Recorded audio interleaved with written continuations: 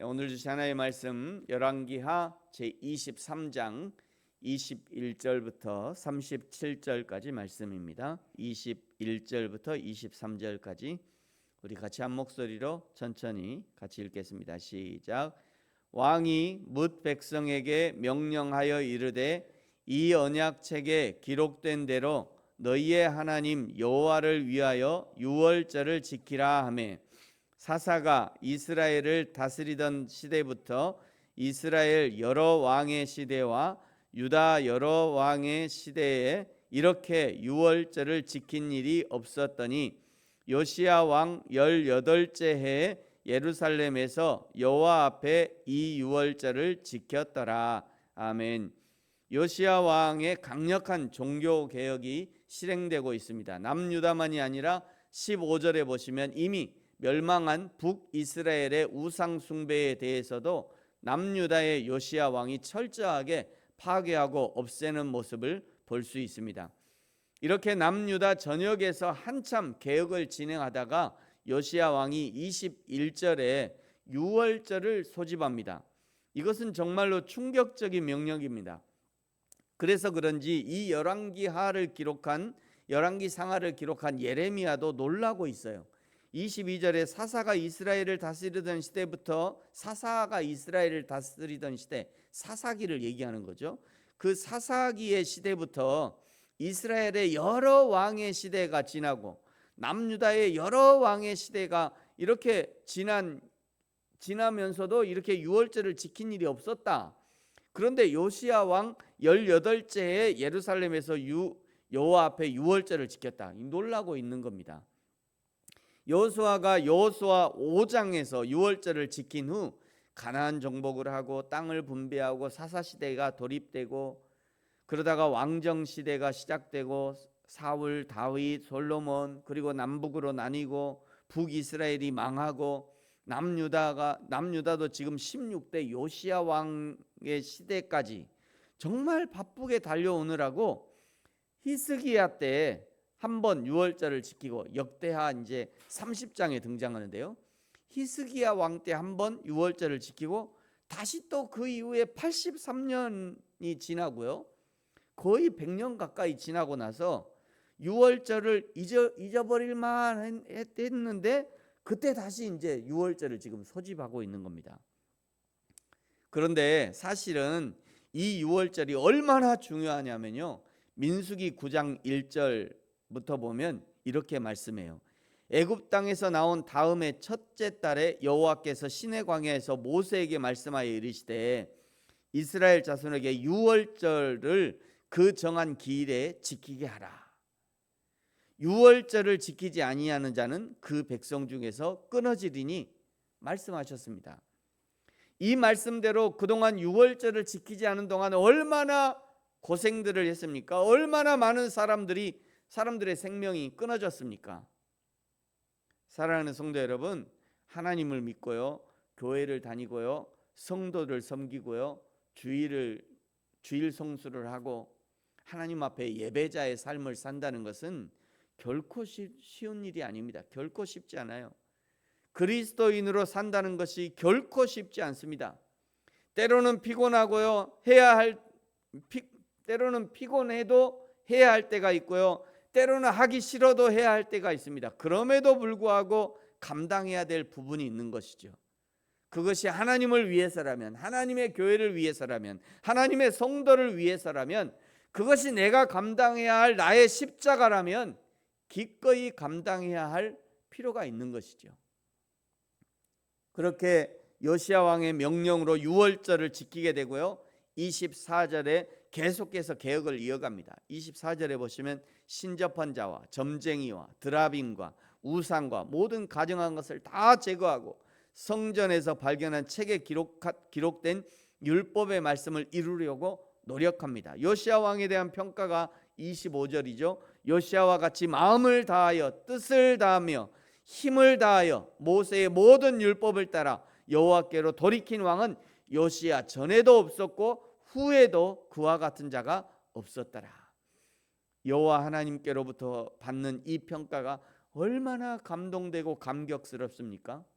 저와 여러분이 우리 하나님 앞에 이런 평가를 받을 수 있기를 축복합니다.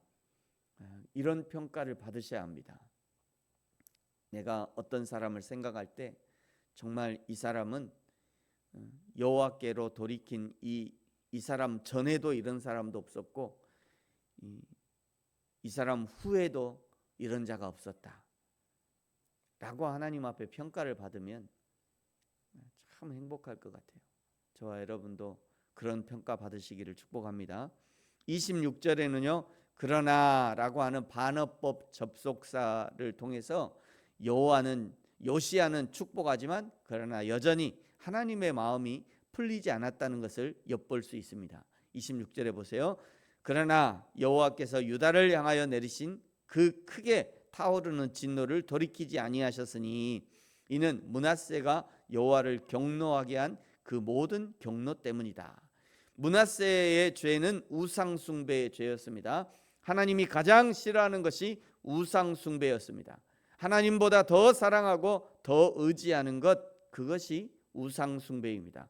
그렇게 개혁을 추진하던 요시야도 29절에 애굽의 왕 바로 느고를 맞아 싸우다가 무깃도에서 죽게 됩니다. 그 다음에 31절에 여호아하스가 왕이 되죠. 여호아하스의 동그라미를 하시고요. 남 17 이렇게 표시를 하시면 남유다의 17대 왕이라는 의미입니다. 개혁가 요시야를 아버지로 둔 여호아하스였지만 그도 여호와 보시기에 악을 행합니다. 사람의 외모, 성격, 좋아하는 것까지도 유전이 되고 어떤 사람은 발톱까지도 유전이 되지만 그러나 신앙은 자동으로 유전되지 않습니다.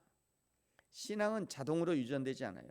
왜냐하면 신앙은 철저하게 하나님과 사람 사이의 1대1의 관계이고 그리고 신앙은 선택이기 때문입니다. 우리가 여호와 하나님을 믿기로 작정하고 여호와 하나님을 선택했기 때문에 오늘 우리가 신앙인으로 여겨지는 것이지 여호와 하나님이 일방적으로 여기까지 끌고 오지는 않습니다. 우리의 자녀들도 마찬가지예요. 자녀들이 계속해서 신앙 안에 있기 위해서는 자녀들이 자발적으로 여호와 하나님을 선택할 수 있어야 합니다. 그리고 그들이 계속 하나님과 인격적인 관계를 가질 수 있도록 해야 하는 것이에요. 그것을 위해서 교회는 계속 개혁해 나가야 합니다. 계속 이전 신앙에 머물러 있어서는 안 돼요. 어른들이 이전에 하나님을 만났던 그 방법을 그대로 새로운 시대에 적용해서는 안 됩니다. 지금 세대는 지금 세대에 맞는 방법들을 찾아야 하는 거예요.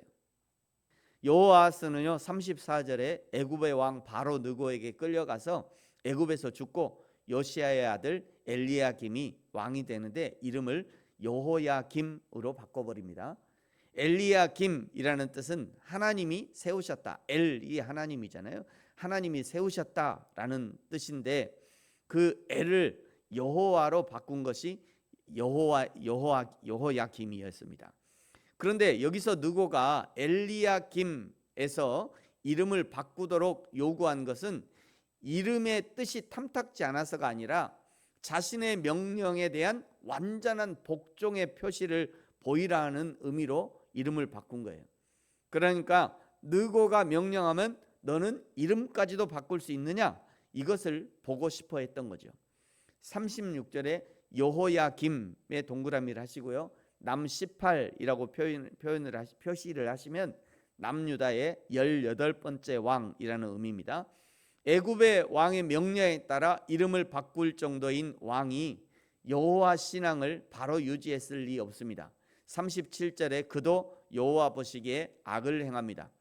정말 선한 것이 하나도 없는 남유다 멸망이 코앞에 다가와 있는 상태임을 직감할 수 있습니다. 성경 사랑하는 성도 여러분, 저와 여러분의 이름은 무엇입니까? 우리에게 아버지 어머니가 지어주신 이름 외에도 성령께서 인쳐주신 이름이 있죠. 그리스도인이라는 이름입니다. 이 이름은 예수님께서 십자가에서 자신의 생명을 주심으로 새겨주신 이름이요, 초대교회 성도들이 생명을 버리고 지킨 이름이요, 수많은 신앙의 선배들이 눈물과 피로써 지켜낸 이름입니다. 동서양을 막론하고 동일한 신앙으로 전수된 이름이 바로 그리스도인이라는 이름입니다. 우리에게 남겨진 그리스도인이라는 이름은 잘 간수하고 계십니까? 변질되지 않고 있습니까? 저와 여러분이 그리스도인의 합당한 믿음과 행실을 가지고 여호와 하나님 앞에 거룩한 성도의 삶을 살아내는, 그리하여 하나님께 온전한 영광을 돌리는 인생이 되어지기를 예수님의 이름으로 축복합니다. 기도하겠습니다. 하나님 아버지, 감사합니다. 우리에게 예수 그리스도의 사람이라는 아름다운 이름, 그리스도인이라는 이름을 허락하시고 그 이름에 합당한 삶을 살게 하시니 감사합니다. 날마다 하나님의 말씀을 기억하고 여호와 하나님의 진리를 따라 좌로나 우로나 치우치지 아니하고 온전히 여호와 하나님을 기쁘시게 하는 삶을 살게 하여 주옵소서. 감사합니다. 예수님의 이름으로 기도합니다. 아멘. 하늘에 계신 우리 아버지, 아버지의 이름을 거룩하게 하시며 아버지의 나라가 오게 하시며 아버지의 뜻이 하늘에서와 같이 땅에서도 이루어지게 하소서. 오늘 우리에게 일용할 양식을 주시고 우리가 우리에게 잘못한 사람을 용서하여 준 것 같이 우리 죄를 용서하여 주시고 우리를 시험에 빠지지 않게 하시고 악에서 구하소서. 나라와 권능과 영광이 영원히 아버지의 것입니다. 아멘.